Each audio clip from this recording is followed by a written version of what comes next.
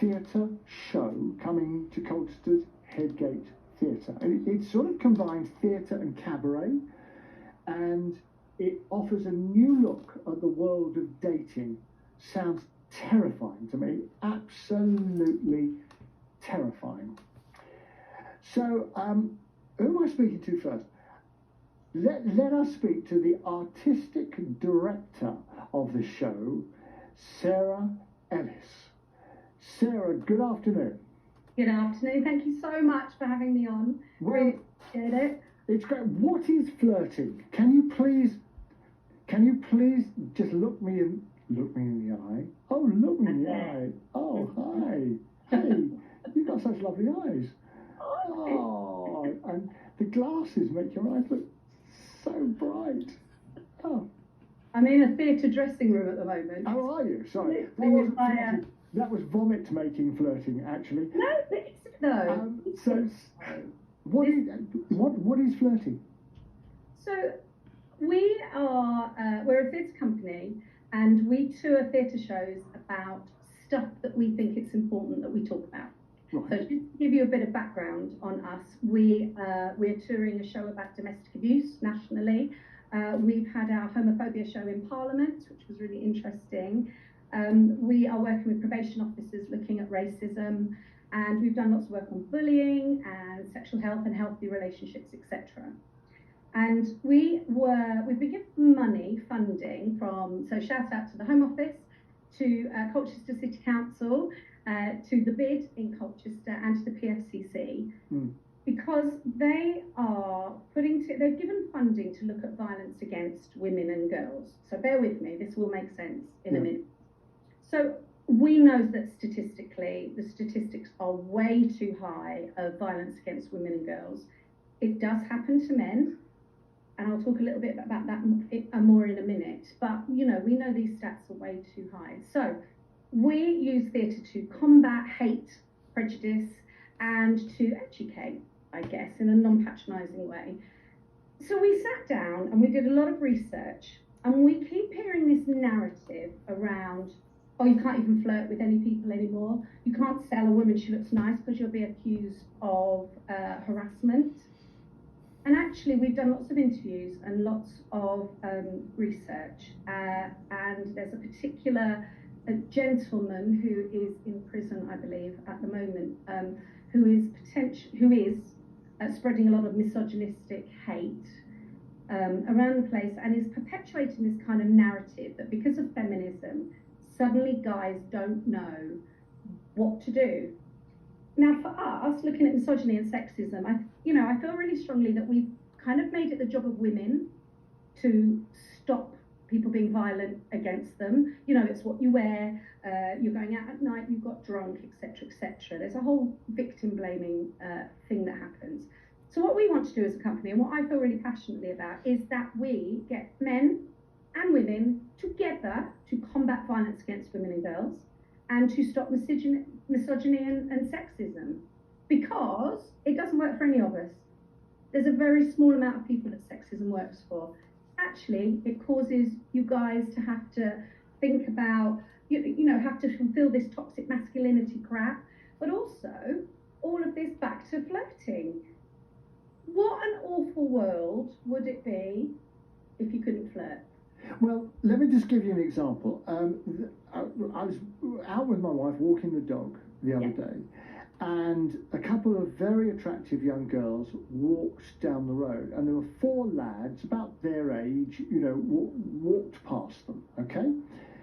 And I saw, as the girls walked past, they sort of pulled themselves up, and because there was attraction. There were young men and there were young women, and the young women were attracted to the young men, the young men were attracted to the young women, and the girls walked past, and the lads were so funny because they all carried on walking, and their heads just swiveled round to look at it. All four of them. It was so funny, and none of them said anything, but they all swiveled their heads round, and then their heads went back, and then they carried on walking. It was natural attraction, and that's why we're here. That's why there's male and female, because we breed and we make babies, and things go on. So you can't lose that. You can't lose sight of that, can you? No, and I think I'd say we can breed and make babies because not everybody wants to, but I've done it. It's great. I've got two lovely children. I think the issue is that we want to make sure that we're doing that in a healthy way. Yes. For instance, my experience as an older woman, the cuteness of what you've just said is just so lovely, and it takes me back to flirting and meeting people and that first kiss, or that first meeting someone's eyes across across the room, and you're like, oh my god, he really fancies me because I'm straight. He really fancies me, or does he? Oh my god, I don't know. The butterflies, all of that exciting stuff. We don't want to lose that. Nobody wants to lose that. But what we don't want is a generation, well, not even a generation, it's all of us, thinking that we've got to lose that because of equality, because that's rubbish. We don't have to lose that. However, as an older woman, I will share with you how many times I've walked past a group of men and been told to do things that I probably won't mention on your radio show, and get your whatever out, and who, and it's foul. And actually, there are clear links between catcalling, being negatively sexual towards people that then goes into more negative behaviour, and then what we're talking about is people who are being violent to women and girls. And what part of the research and the stuff we've been doing, as well as sharing our life stories, all across the place we've been sharing our life stories, is this awful understanding. I'm going to do that inverted commas thing, which I hate.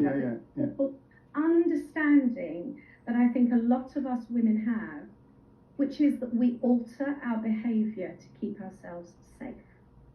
And I don't mean not walking by the side of a cliff or not walking down the middle of the M25.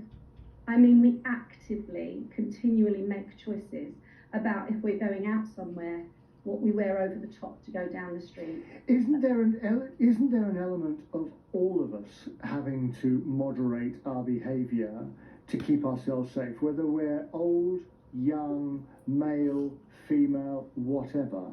We all have to some extent, moderate our behaviour to keep ourselves safe, don't we? Yeah, but I think what was interesting about what you just said, you said to some extent.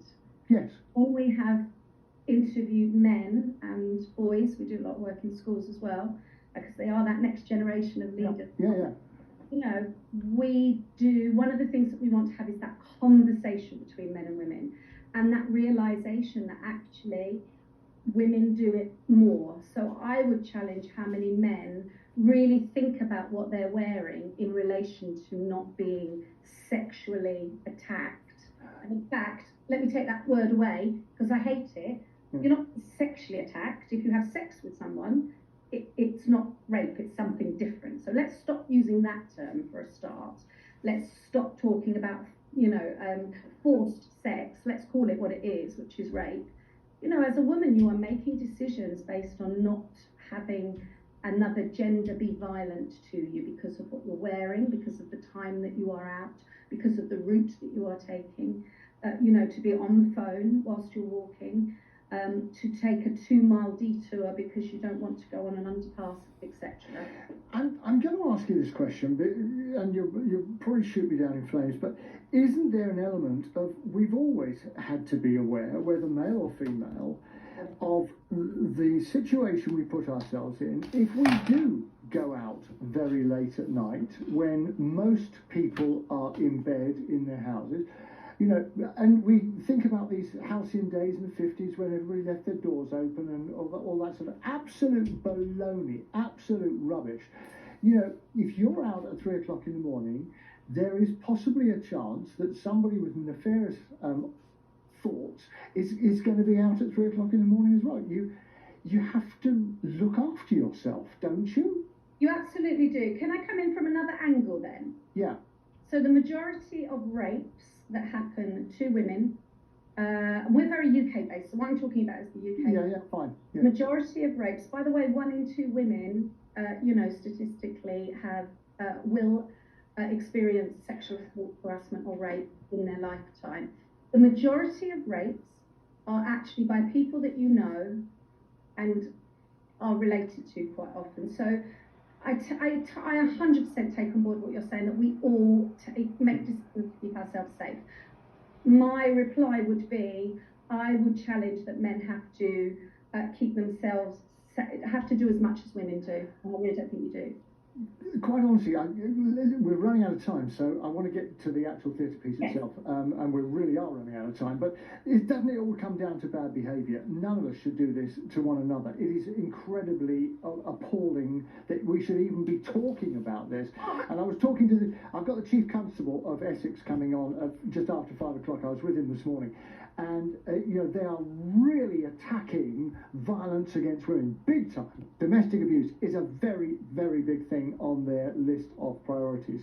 How do you transpose that into theatre and make it effective? Well, okay, so here goes. What we've done is, this is the one that we told you about, and it's called Do You Fancy Dessert? Okay? Mm-hmm. So the idea of using theatre is that people can connect with characters, that as a company we can have lots of different people having these discussions where people disagree and people agree. But we've also, this is a secret just for you because nobody else knows, but we're going to have a flirting workshop actually in the theatre. So you mentioned the word immersive.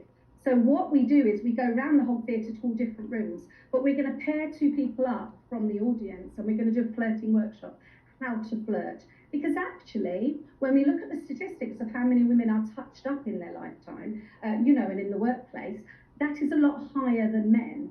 But can we just have a real conversation about the difference between chatting somebody up and grabbing their underwear area?